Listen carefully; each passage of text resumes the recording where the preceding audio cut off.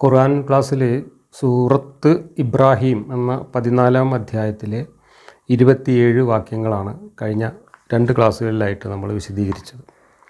ഇനി 28 മുതലുള്ള വാക്യങ്ങളാണ് വായിക്കേണ്ടത്.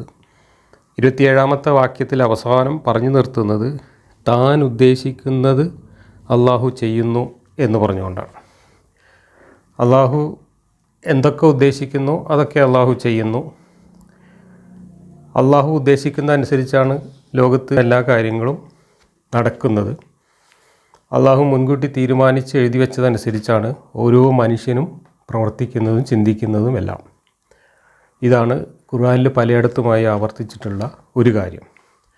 എന്നാൽ അതിന് നേരെ വിരുദ്ധമായിട്ട് കാര്യങ്ങൾ നമ്മളോട് പറയുകയും ചെയ്യുന്നു.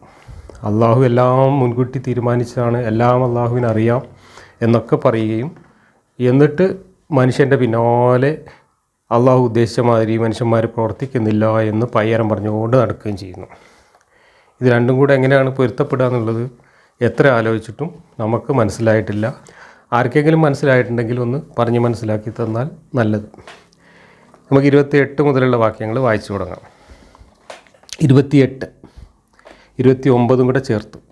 അള്ളാഹുവിൻ്റെ അനുഗ്രഹത്തിനു പകരം നന്ദികേട് കാണിക്കുകയും തങ്ങളുടെ ജനതയെ നാശത്തിൻ്റെ ഗൃഹത്തിൽ, അതായത് നരകത്തിൽ കൊണ്ടുപോയി ചാടിക്കുകയും ചെയ്ത ആളുകളെ താങ്കൾ കണ്ടിട്ടില്ലേ?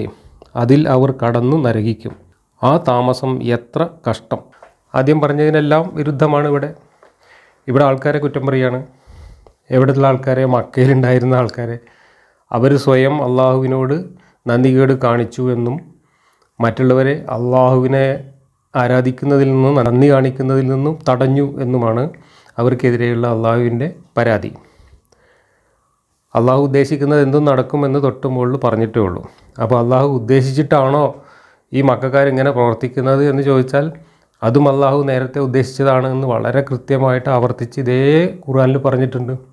മക്കയിലുള്ള മുശ്രിക്കുകളായിട്ടുള്ള ആളുകൾ, അവിടുത്തെ പ്രമാണിമാരടക്കമുള്ള ആളുകൾ, അവരാരും ഒരിക്കലും വിശ്വസിക്കാൻ പോകുന്നില്ല എന്നും അവരെയൊക്കെ അള്ളാഹു വഴിപഴപ്പിച്ച് വിട്ടതാണെന്നും അവരെ വെറുതെ താക്കീത് ചെയ്തുകൊണ്ട് പോന്നാൽ മാത്രം മതിയെന്നും ആ താക്കീത് കൊണ്ട് ഒരു ഫലമില്ല എന്നും അതൊക്കെ അള്ളാഹു തന്നെയാണ് അവരുടെ ഹൃദയങ്ങൾക്ക് മൂടി വെച്ചിട്ടുള്ളത് എന്നൊക്കെ ആവർത്തിച്ച് പറയുന്ന അതേ അള്ളാഹു അവർക്കെതിരായിട്ട് ഇങ്ങനെ കുറ്റം പറഞ്ഞുകൊണ്ട് അവരുടെ പിന്നാലെ നടക്കുകയും ചെയ്യുന്നു. 30, അള്ളാഹുവിൻ്റെ മാർഗത്തിൽ നിന്ന് ജനങ്ങളെ തെറ്റിക്കേണ്ടതിനായി അവന് ചില തുല്യശക്തികളെ അവർ സ്ഥാപിച്ചു. താങ്കൾ പറയുക, നിങ്ങൾ സുഖിച്ചുകൊള്ളുക, നിങ്ങളുടെ മടക്കം നരകത്തിലേക്ക് തന്നെയാണ്. അള്ളാഹുവിന് തുല്യ ശക്തികളെ അവർ സ്ഥാപിച്ചു എന്നാണ്. ആ പറഞ്ഞത് ഖുർആനിന് വിരുദ്ധമാണ്, ചരിത്ര വിരുദ്ധമാണ്. അള്ളാഹുവിന് തുല്യ ശക്തികളാണ് എന്നല്ല മക്കക്കാർ കരുതിയിരുന്നത് എന്ന് അള്ളാഹുവിൻ്റെ ഈ ഖുർആനിൽ തന്നെ പറഞ്ഞിട്ടുണ്ട്. ഇതൊക്കെ ആരാണ് സൃഷ്ടിച്ചത് എന്ന് ചോദിച്ചാൽ സൃഷ്ടാവ് അള്ളാഹുവാണ് എന്നവർ പറയും. അവർക്ക് എന്തെങ്കിലും പ്രശ്നങ്ങളുണ്ടായാൽ അവർ അള്ളാഹുവിനോട് പ്രാർത്ഥിക്കും. അവർ കടലിലായിരിക്കുമ്പോൾ അവർ അള്ളാഹുവിനോട് പ്രാർത്ഥിക്കും എന്നൊക്കെ പറഞ്ഞിട്ട് പിന്നെ അള്ളാഹുവിനെ പങ്കുകാരായിട്ട് വേറെ ദൈവങ്ങളെ അവരാരാധിക്കുന്നു എന്നാണ് ഖുർആനിൽ ഇതുവരെ പറഞ്ഞിട്ടുള്ളത്. പക്ഷേ ഇവിടെ പറഞ്ഞതിന് നേരെ വിരുദ്ധമായിട്ട് അള്ളാഹുവിന് തുല്യ പങ്കാളികളായിട്ട് എന്ന് പറഞ്ഞിട്ടുണ്ട്. അള്ളാഹുവിന് തുല്യമാണ് ലാത്തയും ഉസ്സയും എന്ന് വാസ്തവത്തിൽ ഈ മക്കക്കാരോ ഖുറൈശികളോ വിശ്വസിച്ചിരുന്നില്ല എന്നാണ് ഖുർആൻ്റെ ചരിത്രത്തിലും ഇസ്ലാമിൻ്റെ ചരിത്രത്തിലൊക്കെ വായിക്കുമ്പോൾ നമുക്ക് മനസ്സിലാവുന്നത്. അവർ മുഹമ്മദുമായിട്ട് തർക്കിച്ചിരുന്നതും ഈ 2 ദൈവങ്ങളും തുല്യരാണ് എന്ന് പറഞ്ഞുകൊണ്ടല്ല, മറിച്ച് അള്ളാഹുവിൻ്റെ അടുത്ത് പോയിട്ട് ശുപാർശ ചെയ്യാൻ, അവിടെ പോയിട്ട് റെക്കമെൻഡ് ചെയ്യാൻ പറ്റുന്ന അസിസ്റ്റൻറ്റുകളായിട്ടോ അള്ളാഹുവിൻ്റെ മക്കളായിട്ടോ ഒക്കെയാണ് അവർ ലാത്തയെയും ഉസ്സയെയും ഒക്കെ കണ്ടിരുന്നത്. അല്ലാതെ ഈക്വൽ എന്ന അർത്ഥത്തിൽ അവർ കണ്ടിട്ടില്ല. ഇവിടെ അള്ളാഹുവിൻ്റെ ഈ ആരോപണം അള്ളാഹുവിന് തുല്യമായിട്ട് അവർ മറ്റുള്ളവരെ കണ്ടു എന്നാണ്. ഇതും ഖുർആനിൽ തന്നെയുള്ള മുൻപ് പറഞ്ഞിട്ടുള്ള കാര്യങ്ങളുമായിട്ട് വൈരുദ്ധ്യമുണ്ട്. അതുമാത്രമല്ല, അവർ മുഹമ്മദിനോട് വെല്ലുവിളി വരെ നടത്തിയിട്ടുണ്ട്. വെല്ലുവിളിയല്ല, അവർ നിർദ്ദേശമായിട്ട് മുന്നോട്ട് വെച്ചിട്ടുണ്ട്. അള്ളാഹുവിനെ മാത്രം ആരാധിച്ചാലേ നമുക്ക് എന്തെങ്കിലും ഗുണം കിട്ടൂ എന്നാണെങ്കിൽ അള്ളാഹുവിനെ മാത്രം ആരാധിച്ചുകൊണ്ട് നമുക്ക് പരീക്ഷണം നടത്താം. എന്നിട്ട് പിന്നെ അള്ളാഹുവിനെയും കൂട്ടി മറ്റു ദൈവങ്ങളെയും കൂടെ ചേർത്ത് നമുക്ക് അത്രയും കാലം വീണ്ടും ആരാധന നടത്തി നോക്കാം. എന്നിട്ട് ഈ 2 പീരീഡിൽ ഏത് പീരീഡാണ് നമുക്ക് കൂടുതൽ ഗുണം കിട്ടുന്നത് എന്നൊക്കെ പരീക്ഷിച്ചതിന് ശേഷം നമുക്ക് മുഹമ്മദ് പറയുന്നത് സത്യമാണെങ്കിൽ അള്ളാഹു മാത്രമാണ് ശരിയായ ദൈവമെങ്കിൽ അത് ഞങ്ങൾക്ക് ബോധ്യപ്പെട്ട് കഴിഞ്ഞാൽ ഞങ്ങൾ അള്ളാഹുവിനെ മാത്രം ആരാധിക്കാൻ തയ്യാറാണ് എന്ന് മുഹമ്മദിനോട് അവർ പറഞ്ഞതാണ്. പക്ഷേ അങ്ങനെ ഒരു പരീക്ഷണത്തിനോ മുഹമ്മദിൻ്റെ അള്ളാഹുവോ തയ്യാറാവുന്നില്ല. എന്ന് പറഞ്ഞാൽ എന്താ അതിൻ്റെ അർത്ഥം? മുഹമ്മദിന് വലിയ ഉറപ്പൊന്നുമില്ല അങ്ങനെ പരീക്ഷണം നടത്തിയാൽ അള്ളാഹു ജയിക്കുന്നുള്ളതിന്. കാരണം മുഹമ്മദിൻ്റെ ചില ലക്ഷ്യങ്ങൾ വെച്ചുകൊണ്ട് ഇങ്ങനെ ബടായി പറയാമെന്നല്ലാതെ ഒരു പരീക്ഷണത്തിലൂടെ അല്ലെങ്കിൽ ഒരു ദൃഷ്ടാന്തത്തിലൂടെ മക്കക്കാരുടെ മുമ്പിൽ താൻ പറയുന്നത് സത്യമാണെന്ന് ബോധ്യപ്പെടുത്താൻ കഴിയുമെന്ന യാതൊരു ആത്മവിശ്വാസവും ഉണ്ടായിരുന്നില്ല. മുഹമ്മദിൻ്റെ അള്ളാഹുവിനും അതിനുള്ള ധൈര്യം ഉണ്ടായിരുന്നില്ല. അതുകൊണ്ടാണ് മുഹമ്മദ് അത്തരം പരീക്ഷണങ്ങൾക്ക് പോലും തയ്യാറാവാതെ അവരെ ചീത്ത പറഞ്ഞുകൊണ്ടേയിരിക്കുകയും അവരെങ്ങനെ നിരന്തരമായിട്ട് ഭീഷണിപ്പെടുത്തി സ്വയം ചെറുതായിക്കൊണ്ടിരിക്കുകയും ചെയ്തു. ഇവിടെ ഒക്കെ ചെറുതാവുന്നത് ദൈവമാണ്. ഒരു സർവശക്തനായ സർവജ്ഞാനിയായ കുൻ പറഞ്ഞാൽ എന്തും സാധിക്കുന്ന ഉദ്ദേശിക്കുന്ന എന്തും നടപ്പിലാക്കാൻ കഴിയുന്ന ഒരു ദൈവമാണ് താൻ എന്ന് വീമ്പ് പറയുകയും ആ വീമ്പ് പറച്ചിലിന് നേരെ വിരുദ്ധമായിട്ട് തൻ്റെ സൃഷ്ടികൾ തന്നെയാടെ നന്ദി കാണിക്കുന്നില്ലേ, തന്നെ ആരാധിക്കുന്നില്ലേ, അവർ വേറെ ദൈവങ്ങൾ ആരാധിക്കുന്നേ എന്നും പറഞ്ഞ് പയ്യാരം പറഞ്ഞുകൊണ്ടും അവരെ ഭീഷണിപ്പെടുത്തിക്കൊണ്ടും 10-23 കൊല്ലം അവിടെ പരപ്പാഞ്ഞ് നടന്നു എന്ന് പറഞ്ഞാൽ ഇതൊന്നും പരസ്പരം പൊരുത്തപ്പെടുന്ന കാര്യങ്ങളല്ല. ഇതൊക്കെ ലോജിക്കലി കോൺട്രഡിക്റ്ററിയാണ്, ബ്ലണ്ടറുകളാണ്. 31 സത്യവിശ്വാസികളായ എൻ്റെ അടിമകളോട് പറയുക, എന്നാൽ അവർ നമസ്കാരം മുറപ്രകാരം അനുഷ്ഠിക്കുന്നതും യാതൊരു ക്രയവിക്രയങ്ങളും മൈത്രിബന്ധങ്ങളും നടക്കാത്ത ഒരു ദിവസം വന്നെത്തും മുമ്പ് തന്നെ നാം കൊടുത്തതിൽ നിന്ന് രഹസ്യമായും പരസ്യമായും അവർ ചെലവ് ചെയ്യുന്നതുമാണ്. ഇവിടെ പരലോകത്ത് കൂലി കിട്ടാൻ വേണ്ടിയിട്ട്, പ്രതിഫലം കിട്ടാൻ വേണ്ടിയിട്ട് ചെയ്യാൻ പറയുന്ന നന്മകളുടെ കാര്യമാണ് സൂചിപ്പിക്കുന്നത്. നിസ്കാരം നിലനിർത്തുക, പിന്നെ പൈസ ചെലവഴിക്കുക, ക്രയവിക്രയം നടക്കാത്ത യാതൊരു മൈത്രിബന്ധങ്ങളും ഇല്ലാത്ത ഒരു ദിവസം വന്നിട്ട് ചിലവാക്കിയോണ്ട് കാര്യമില്ല. അത് വരുന്നതിന് മുമ്പ് തന്നെ രഹസ്യമായും പരസ്യമായും ചെലവ് ചെയ്യുക. ഇവിടെ ചെലവ് ചെയ്യുക എന്നതിന് മുഫസ്സിറുകൾ പറയുന്ന വ്യാഖ്യാനം ദാനധർമ്മങ്ങൾ ചെയ്യുക അല്ലെങ്കിൽ അള്ളാഹുവിൻ്റെ മാർഗത്തിൽ പൈസ ചിലവാക്കുക എന്നാണ്. അപ്പോൾ അള്ളാഹുവിൻ്റെ മാർഗത്തിൽ പൈസ ചിലവാക്കുകയും അള്ളാഹുവിൻ്റെ കൂലി കിട്ടാൻ വേണ്ടി ദാനധർമ്മങ്ങൾ ചെയ്യുകയും പിന്നെ നിസ്കാരം നിലനിർത്തുകയും ചെയ്യുക എന്നതൊക്കെയാണ് പരലോകത്ത് ചെല്ലുമ്പോൾ അള്ളാഹുവിൻ്റെ ഈ കൂലി കിട്ടാൻ മനുഷ്യൻ ചെയ്യേണ്ട പ്രധാനപ്പെട്ട നന്മകൾ എന്നാണ് ഇവിടെ പറയുന്നത്. എന്നാൽ ഈ പറഞ്ഞതിലൊന്നും ഒരു നന്മയുടെ തരിമ്പുമില്ല എന്നുള്ളതാണ് വാസ്തവം. നന്മ തിന്മ എന്ന് പറയുന്നത് അള്ളാഹുവിൻ്റെ കൂലി കിട്ടാൻ വേണ്ടിയിട്ട് നമ്മൾ അള്ളാഹുവിന് എന്തെങ്കിലും കൊടുക്കുന്നതോ അള്ളാഹുവിനെ തൃപ്തിപ്പെടുത്താൻ വേണ്ടിയിട്ട് നമ്മൾ എന്തെങ്കിലും നക്കാപ്പിച്ച ദാനം ചെയ്യുന്നതോ ഒന്നും നന്മയല്ല. നന്മ എന്ന് പറയുന്നത് നമ്മുടെ ചുറ്റുമുള്ള നമ്മുടെ സഹജീവികളോട്, സമൂഹത്തോട്, ആ സമൂഹം അതിൻ്റെ ഘടനയും അതിൻ്റെ വ്യാപ്തിയും മനസ്സിലാക്കിക്കൊണ്ട് ആ സമൂഹത്തോട് നമ്മൾ ചെയ്യുന്ന പ്രവൃത്തികളാണ്.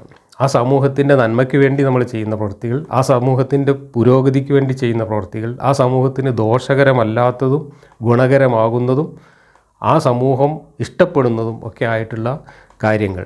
നമ്മളെ ആ സമൂഹം ഇഷ്ടപ്പെടാനും സമൂഹം നമ്മളെ സ്നേഹിക്കാനും കാരണമായേക്കാവുന്ന വിധത്തിൽ സമൂഹത്തിന് കൂടി ഉപകാരപ്രദമാവുകയും സമൂഹത്തിലെ മറ്റംഗങ്ങൾക്ക് യാതൊരു തരത്തിലും ഉപദ്രവകരമാവാതിരിക്കുകയും ചെയ്യുന്ന പ്രവൃത്തികളെയാണ് മനുഷ്യൻ നന്മ എന്ന് പറയുന്നത്.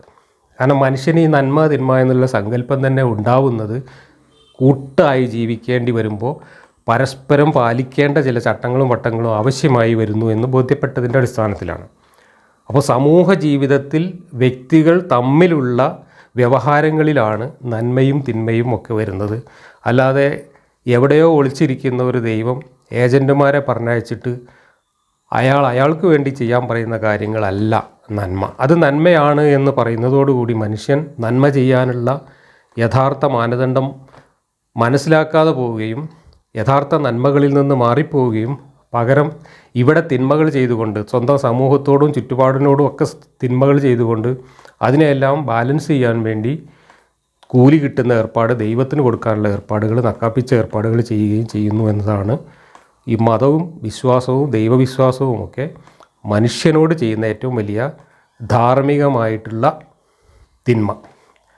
മനുഷ്യനെ ധാർമ്മികത എന്താണെന്ന് മനസ്സിലാക്കുന്നതിൽ നിന്ന് പിന്തിരിപ്പിക്കുകയും അധാർമിക പ്രവർത്തികൾ നടത്താൻ പ്രോത്സാഹിപ്പിക്കുകയും ആ അധാർമിക പ്രവർത്തികളെല്ലാം ദൈവത്തിൻ്റെ പേരിൽ മറ്റു വലിയ നന്മകളാണെന്ന് വിശ്വസിച്ചുകൊണ്ട് ഇതുപോലുള്ള നക്കാപ്പിച്ച കാര്യങ്ങൾ ചെയ്ത് ദൈവത്തെ തൃപ്തിപ്പെടുത്തിയാൽ താൻ ചെയ്ത ഈ തെറ്റുകളെല്ലാം പൊറുക്കും, ദൈവം ഇങ്ങനെ ഒരു പൊറുക്കൽപ്പെട്ടി കൊണ്ടിരിക്കുന്ന ആളാണ് എന്നൊക്കെയുള്ള വിശ്വാസം യഥാർത്ഥത്തിൽ മനുഷ്യനെ ധാർമ്മിക ജീവിതത്തിൽ നിന്ന് പിന്തിരിപ്പിക്കുകയാണ് ചെയ്യുന്നത്.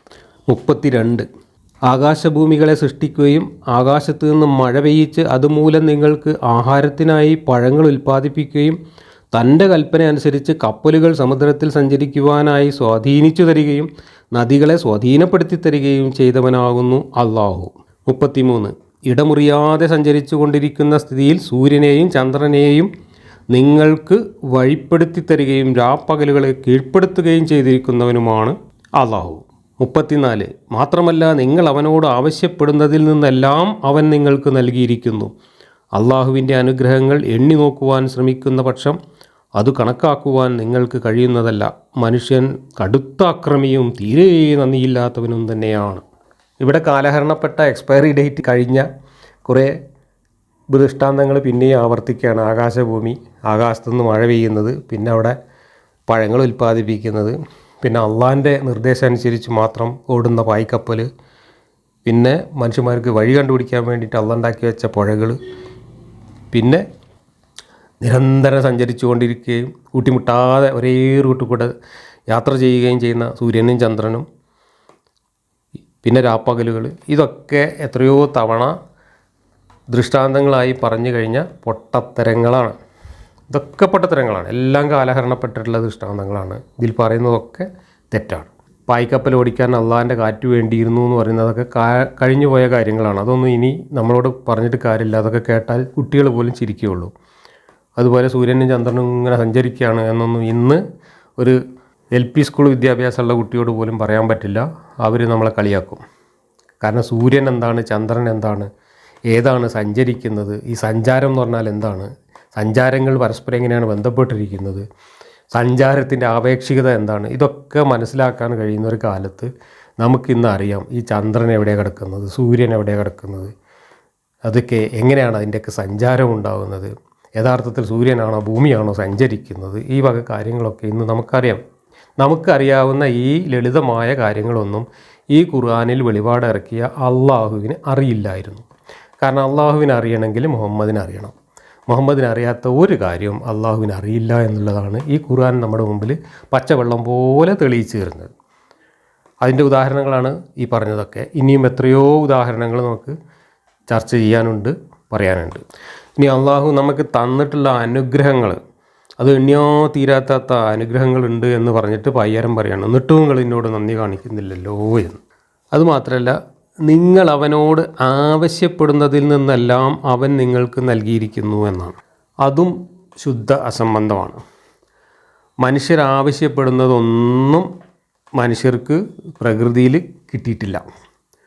മനുഷ്യരാവശ്യപ്പെടുന്ന കാര്യങ്ങൾ കൊടുക്കുന്ന ഒരു ദൈവവും ഈ പ്രകൃതിയിലോ പ്രപഞ്ചത്തിലോ ഇല്ല. ഉണ്ട് എന്നതിന് യാതൊരു തെളിവുമില്ല. കാരണം ഈ മുഹമ്മദ് ഒക്കെ ജീവിച്ചിരുന്ന കാലത്ത് മുഹമ്മദ് തന്നെ ദൈവത്തിനോട് ആവശ്യപ്പെട്ടിരുന്ന കാര്യങ്ങളൊന്നും നടപ്പിലായി കിട്ടിയിട്ടില്ല. നമുക്കറിയാം, ആ കാലത്ത് ഒരു മുറിവ് വന്നാൽ അത് പഴുക്കാതിരിക്കാൻ, ആ മുറിവിൽ ഇൻഫെക്ഷൻ വരാതിരിക്കാനുള്ള ഒരു ഫലപ്രദമായ പച്ചമരുന്ന് പോലും അന്നത്തെ വൈദ്യശാസ്ത്രം കണ്ടെത്തിയിട്ടില്ല. ഇന്നത്തെ വൈദ്യശാസ്ത്രം ഇന്ന് നേടിയിട്ടുള്ള ഈ നേട്ടങ്ങളൊന്നും നമ്മൾ അള്ളാഹുവിനോട് ചോദിച്ചിട്ട് തന്നല്ല, നമ്മൾ കഷ്ടപ്പെട്ട് ഗവേഷണം നടത്തി പരീക്ഷണങ്ങൾ നടത്തി കണ്ടെത്തിയതാണ്. അള്ളാഹു ഇങ്ങനെ ചോദിച്ചാൽ തരുന്നുണ്ടെങ്കിൽ രോഗം വന്നാൽ പ്രാർത്ഥിച്ചാൽ രോഗം മാറണം, പിന്നെ ചികിത്സയുടെ ആവശ്യമില്ല. നമുക്ക് അണക്കെട്ട് കെട്ടിയിട്ട് വെള്ളം ഉണ്ടാക്കി കൃഷി ചെയ്യേണ്ട ആവശ്യമില്ല. അള്ളാഹുവിനോട് ഇങ്ങനെ പ്രാർത്ഥിച്ചാൽ ആവശ്യ സമയത്ത് ആവശ്യമുള്ളിടത്തൊക്കെ മഴ ഇങ്ങനെ പെയ്യിച്ച് തരേണ്ടതാണ്. അങ്ങനെയൊന്നുമില്ല. മാത്രമല്ല, നമ്മൾക്ക് ആവശ്യമില്ലാത്ത, നമ്മൾക്ക് ഉപദ്രവകരമായിട്ടുള്ള ഒരുപാട് കാര്യങ്ങൾ നമുക്ക് ചുറ്റുമുണ്ട്. എന്തുകൊണ്ടാണ് നമുക്ക് രോഗം വരുന്നത്? കോടാനുകോടി ജീവജാലങ്ങൾ, നമുക്ക് അസുഖം വരുത്തുന്ന ജീവജാലങ്ങൾ, നമ്മളതിനെ രോഗാണുക്കൾ എന്ന് വിളിക്കുന്നു. ആ ജീവജാലങ്ങൾ നമുക്ക് ചുറ്റുമുള്ളത് കൊണ്ടാണ് നമുക്ക് എപ്പോഴും പലതരത്തിലുള്ള അസുഖങ്ങൾ വന്നുകൊണ്ടിരിക്കുന്നത്. ഒരു മുറിവ് പറ്റിയാൽ ആ മുറിവ് പഴുപ്പ് വന്ന് നമ്മൾ വലിയ കഷ്ടത്തിലാവുന്നതിന് കാരണം എന്താ വെച്ചാൽ, ആ മുറിവിൽ വന്ന് പറ്റുന്ന ഈ അണുജീവികളാണ്, ബാക്ടീരിയ പോലുള്ള അണുജീവികളാണ്. എന്തിനാണ് ഈ അണുജീവികളെയും ഈ രോഗാണുക്കളെയും ഒക്കെ ഉണ്ടാക്കിയിട്ട് മനുഷ്യനെ ഇങ്ങനെ കഷ്ടപ്പെടുത്തുന്നത്? നമ്മൾ ആവശ്യമുള്ളതെല്ലാം എണ്ണിയാ തീരാത്ത അത്ര അനുഗ്രഹം നമുക്ക് തന്നിരിക്കുന്നു, എന്നിട്ട് നമ്മൾ നന്ദി കാണിക്കുന്നില്ല എന്ന് പായ്യാരം പറയുന്ന അള്ളാഹുവിനോട് തിരിച്ച് നമ്മൾ അങ്ങോട്ട് ചോദിച്ചാൽ എന്ത് മറുപടിയാണ് പറയുക? എന്തിനാണ് നമുക്ക് ആവശ്യമില്ലാത്ത സാധനങ്ങളൊക്കെ നമ്മളെ ചുറ്റും കൊണ്ടുവന്ന് വരുത്തിയത്? എന്തിനാണ് വിഷജന്തുക്കളെ നമുക്ക് ചുറ്റും കൊണ്ടുവന്നാക്കിയത്? എത്രയോ ആളുകൾ വിഷജന്തുക്കളുടെ കടിയേറ്റ് മരിക്കുന്നു.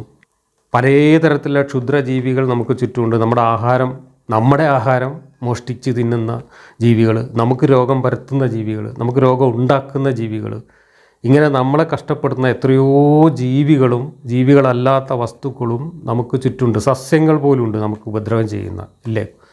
ചൊറിത്തുവ പോലെയുള്ള എത്രയോ ചെടികളുണ്ട് നമ്മളിൽ അലർജി ഉണ്ടാക്കുകയും ചൊറിച്ചിലുണ്ടാക്കുകയും ചെയ്യുന്ന ചൊറിയൻ പുഴുക്കളില്ലേ?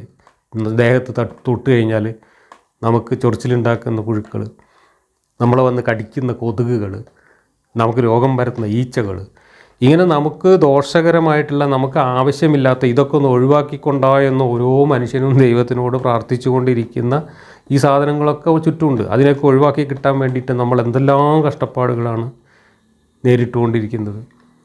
അപ്പോൾ അള്ളാഹുവിനോട് ചോദിച്ച കാര്യങ്ങൾ എണ്ണിയോ തീരാത്ത അനുഗ്രഹങ്ങൾ തന്നിട്ടുണ്ട് എന്ന് പറയുന്നത് അതൊന്നും ഒരു വസ്തുതയല്ല.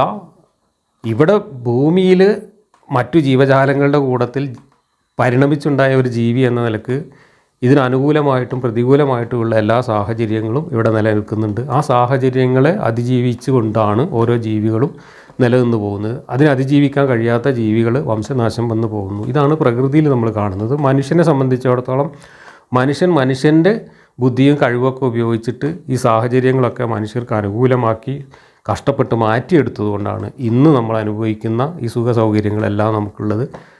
അസുഖം വന്നാൽ ചികിത്സിക്കാൻ നമുക്ക് പറ്റുന്നത്, അപകടം പറ്റിയാൽ നമുക്ക് പൂർവ്വസ്ഥിതിയിലാവാൻ പറ്റുന്നത്, ഇതെല്ലാം നമ്മൾ കണ്ടെത്തിയിട്ടുള്ളതാണ്.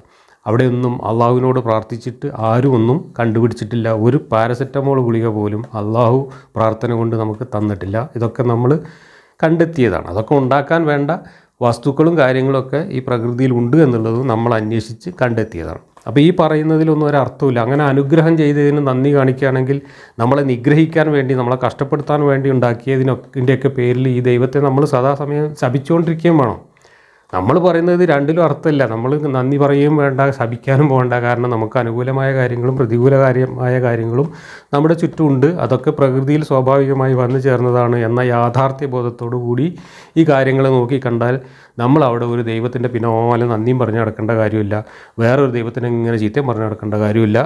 ദൈവമല്ല ഈ കാര്യങ്ങളൊന്നും നിയന്ത്രിക്കുന്നത് എന്ന് നമുക്ക് ചുറ്റുപാടിൽ നിന്ന് മനസ്സിലാക്കി നമ്മൾ ഈ യാഥാർത്ഥ്യത്തോട് പൊരുത്തപ്പെട്ട് ജീവിക്കുകയാണ് ചെയ്യേണ്ടത്. ഇതാണ് ഒരു ഭൗതികവാദി എന്നുള്ള നിലക്ക് എനിക്കിതിനോട് പ്രതികരിച്ചു കൊണ്ട് പറയാനുള്ളത്. 35 ഇബ്രാഹിം നബി പ്രാർത്ഥിച്ച സന്ദർഭം. എൻ്റെ രക്ഷിതാവേ, ഈ രാജ്യം നീ നിർഭയമാക്കുകയും എന്നെയും സന്താനങ്ങളെയും ബിംബാരാധനയിൽ നിന്ന് അകറ്റി നിർത്തുകയും ചെയ്യണമേ. ഇതാണിപ്പോൾ ഈ അദ്ധ്യായത്തിന് ഇബ്രാഹിം എന്ന് പേരിടാൻ കാരണമായിട്ടുള്ള ഒരു വാചകം. ഇബ്രാഹിം നബി അള്ളാഹുവിനോട് ഇങ്ങനെ പ്രാർത്ഥിച്ചു എന്നുള്ള ഒരു നുണയാണ് ഇതിനകത്ത് എഴുതി വെച്ചിട്ടുള്ളത്. നുണയാന്ന് പറയാൻ കാരണം ഇബ്രാഹിം നബിയുടെ കാലത്ത് അള്ളാഹു ഇല്ല. ഇബ്രാഹിം നബി പ്രാർത്ഥിച്ച ദൈവം അള്ളാഹു എന്നല്ല, അത് വേറെ ദൈവത്തിനോടാണ് മൂപ്പര് പ്രാർത്ഥിച്ചത്. മൂപ്പരുടെ ഇസ്രായേലരുടെ ഗോത്ര ദൈവമായിരുന്ന യഹോവ എന്ന് പറയുന്ന ദൈവത്തിനോടാണ് മൂപ്പര് പ്രാർത്ഥിച്ചിട്ടുണ്ടാവുക. മൂപ്പര് പ്രാർത്ഥിച്ചതും ഈ വിഗ്രഹാരാധനയ്ക്കെതിരായിട്ടൊന്നുമല്ല. അതൊക്കെ മുഹമ്മദിൻ്റെ കഥയിലേക്ക് മാറ്റി കൃത്രിമമായിട്ട് പടച്ചുണ്ടാക്കിയിട്ടുള്ള നുണകളാണ്. ഇബ്രാഹിമിൻ്റെ കഥയിലൊക്കെ ഒരുപാട് വെള്ളം ചേർത്ത് മുഹമ്മദിൻ്റെ കഥയാക്കി മാറ്റിയിരിക്കുകയാണ്. 36 എൻ്റെ രക്ഷിതാവേ, ഇനിയും ഇബ്രാഹിമിൻ്റെ പ്രാർത്ഥന തുടരുകയാണ്. എൻ്റെ രക്ഷിതാവേ, ഈ വിഗ്രഹങ്ങൾ ഒട്ടധികം മനുഷ്യരെ വഴിപിഴപ്പിച്ചിരിക്കുന്നു.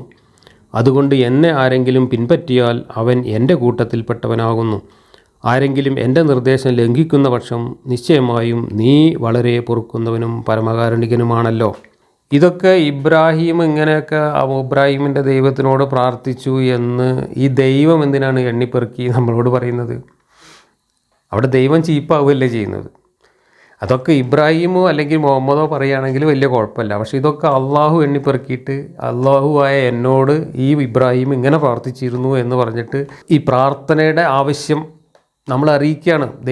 ദൈവത്തിന് പ്രാർത്ഥന കിട്ടണം എന്ന് നമ്മൾ അറിയിക്കാൻ വേണ്ടിയിട്ട് ഒരു വളഞ്ഞ വഴി ദൈവം കൊണ്ടുവരികയാണ്.